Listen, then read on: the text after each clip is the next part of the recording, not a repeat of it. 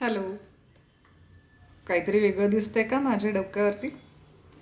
मी केसांना रंग लावला. हल्ली लावायला लागतो. तुमच्या सगळ्यांच्याच कमेंट्स येतात, केस पांढरे दिसत आहेत मॅडम, केसांना कलर लावा. गरजेचं आहे का? माझ्या दृष्टिकोनातून आत्ता गरजेचं आहे. माझा चेहरा दिसतो ना तुम्हाला सगळ्यांना, मग ते पांढरे केस काही जणांना बघायला नको वाटत आहेत. खरं तर बघता अजिबात गरजेचं नाही आहे. वयानुसार केस पांढरे होणार, प्रदूषणानुसार पांढरे होणार, तुमच्या आहारानुसार पांढरे होणार. याच्यावर एक वेगळा एपिसोड करूयात. पण आजचा एपिसोड न विसरता हेअर डायवर करायचा माझं ठरलं होतं, त्यामुळे आता ते ऐकूयात जरा. आधी केसांचं स्ट्रक्चर बघूयात कसं असतं. आपण जर समजा कुठलाही एक पूर्ण वाढ झालेला केस घेतला तर त्याच्यामध्ये 3 भाग असतात. एक मधला भाग असतो ज्याच्यातून सगळं केसांचं पोषण पुढे सरकतं. ही जी नळी आहे ह्याला म्हणतात मेड्युला. त्याच्या शेजारी असलेला गाभ्याचा जो भाग असतो त्याला म्हणतात कॉर्टेक्स. याच्यामध्ये केसांच्या सगळ्या गाभा जिवंत सेल्स सगळ्या असतात. केसांची वाढ इथून होते, ह्या भागातून असं उंच उंच वाढत जातो. आणि कडेला जो लेअर आहे तो आहे प्रोटेक्टिव्ह लेअर, त्याला म्हणतात क्युटिकल्स. आता ह्या भागात जर बघाल तर हे क्युटिकल्स एकमेकांवरती असे कौलासारखे बसलेले आहेत, ज्याने ते आतल्या गाभ्याचं संरक्षण करत आहेत बाहेरच्या एन्व्हायरमेंटपासून, बाहेरची धूळ प्रदूषण आणि इतर गोष्टींपासून, फॉरेन बॉडीजपासून मधल्या गाभ्याचं ते संरक्षण करत आहेत. आता जेव्हा आपण हेअर कलर करतो तेव्हा सगळ्यात आधी हेअर कलरमध्ये जो रिॲक्टिव्ह एजंट आहे, बऱ्याच हेअर कलरमध्ये तो अमोनिया असतो, तो हे क्युटिकल्स असे उघडतो. लक्षात येत आहे? इथे एकमेकांवर कौलासारखे बसलेत आणि इथे उघडलेले आहेत. मग ही जी मधली जागा आहे ह्याच्यातून रंगाचा कण आत जाऊन या गाभ्यामध्ये जातो आणि म्हणून त्या केसाला रंग येतो. केसाला रंग मुळात कशामुळे येतो तर मेलॅनिन नावाचं पिगमेंट असतं, जे आपल्या संपूर्ण शरीरामध्ये जिथे जिथे म्हणून रंग आहे तिथे रंग देण्याचं काम करतं. हे रंगद्रव्य ज्या लोकांमध्ये कमी पडायला लागतं त्या लोकांमध्ये केस पांढरे दिसायला लागतात. याचे अनेक कारणं आहेत, त्याच्यात आत्ता नको शिरूयात. पुढच्या एका व्हिडिओमध्ये हे कव्हर करूया.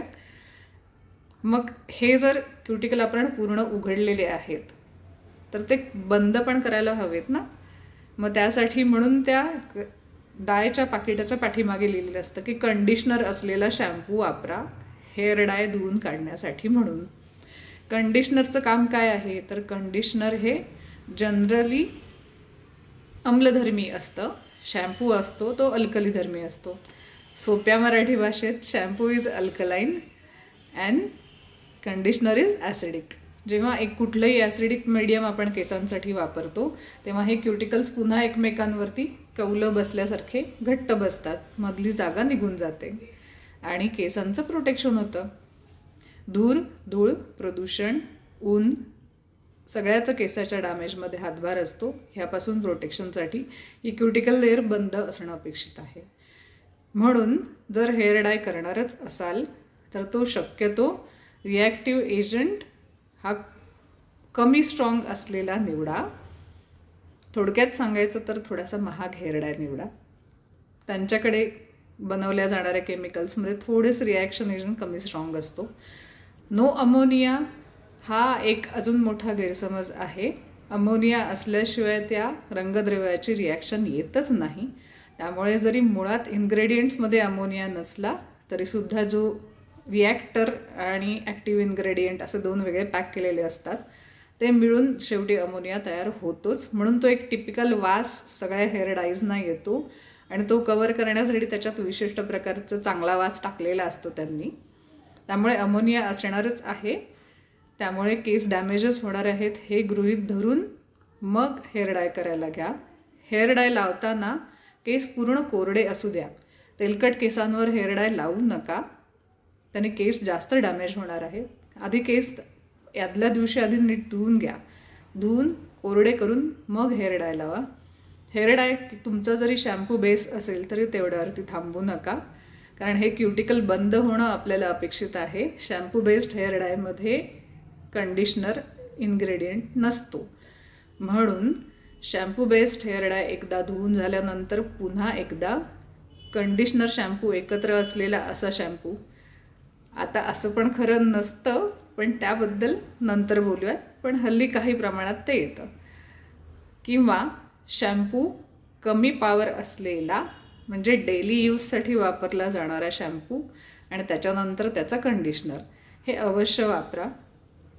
हेअर डाय केल्यानंतर संपूर्ण केस वाळवायला हेअर ड्रायरचा वापर करू नका. जेवढं तुम्ही केमिकल डॅमेज करणार आहात तेवढं हीट डॅमेज पण करणार आहात जर हेअर ड्राय वापरला तर. टॉवेल ड्राय करा आणि पूर्ण वाळल्यानंतर केसांना तेल लावायला विसरू नका. केसांना तेल का लावायचं पुढच्या व्हिडिओमध्ये बघूयात. हेअर कलर कुठले कुठले वापरावेत, याच्या यावत सगळे हेअर कलर हे डॅमेजिंग असतात हे गृहीत धरूनच वापरावेत.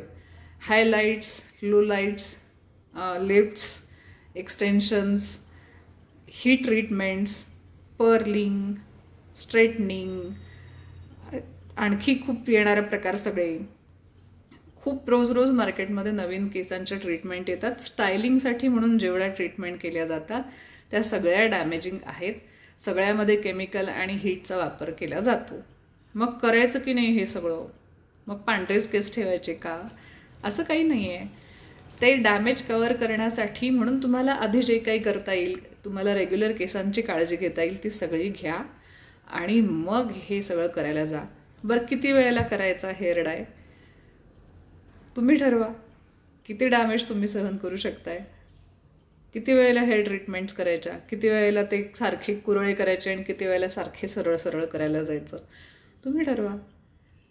प्रत्येक ट्रीटमेंटनंतर काही ना काही प्रमाणामध्ये हा केसांचा जो गाभा मी आत्ता दाखवला तो डॅमेज होणार आहे. आणि म्हणून केस मधून तुटणे किंवा अखंड केस गळणे हे होणार आहे हे गृहीत धरून करा. म्हणून जरा कमी प्रमाणात करा. फक्त फोटो काढायचे असतील, कुठे फंक्शनमध्ये जायचं असेल तेवढ्यापुरतं करा. करून झाल्यानंतर लगेच पुन्हा केस जागेवर आणण्यासाठी लगेच धुवून काढा. चांगल्या पद्धतीचा कंडिशनर वापरा आणि तेल लावायला विसरू नका. आणि कृपा करून ते तेल लगेच धुवून टाकू नका. त्याचा काहीतरी रोल आहे केसांमध्ये. काय रोल आहे पुढच्या व्हिडिओमध्ये बघूया. Bye bye.